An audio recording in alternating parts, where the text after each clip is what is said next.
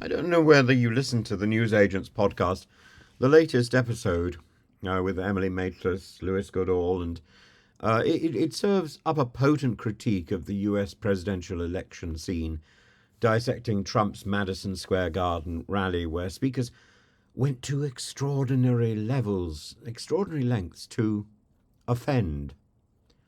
And the podcast scrutinizes inflammatory rhetoric, including a disparaging garbage island comment about Puerto Rico that I mentioned earlier, targeting Latino voters, a demographic Trump is striving surely to win over, particularly in swing states like Pennsylvania and Florida. Goodall, reporting from Miami, remarks on the complex reception Trump garners among Hispanic voters, who paradoxically support him despite his anti-immigration rhetoric. This contradiction is underscored by figures like Senator Rick Scott, who suggests that the Hispanic support hinges on Trump's stance against socialist policies. The co-hosts also illuminate Trump's strategic ambiguity, which, while energizing his base, risks alienating undecided voters.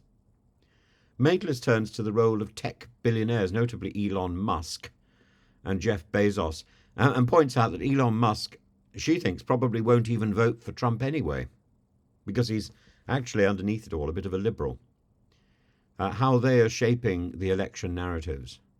She points to Bezos' decision not to endorse Kamala Harris in the Washington Post as a symptom of Trump-era fear or just self-interest, an iconic and ironic blow that sums up everything about press independence and the image that one has to live with.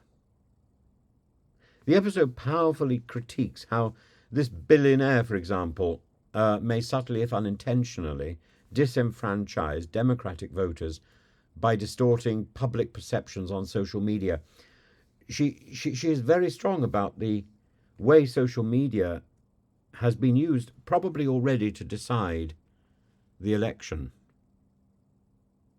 It is quite extraordinary. And of course, Donald Trump is an expert on the social media airwaves.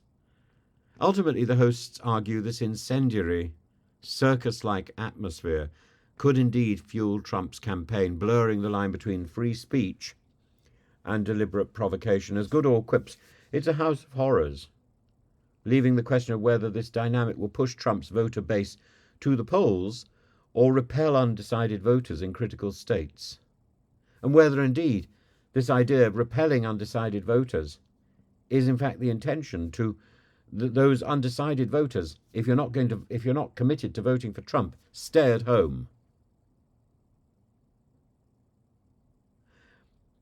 What we see in the States today, we will see in the UK tomorrow.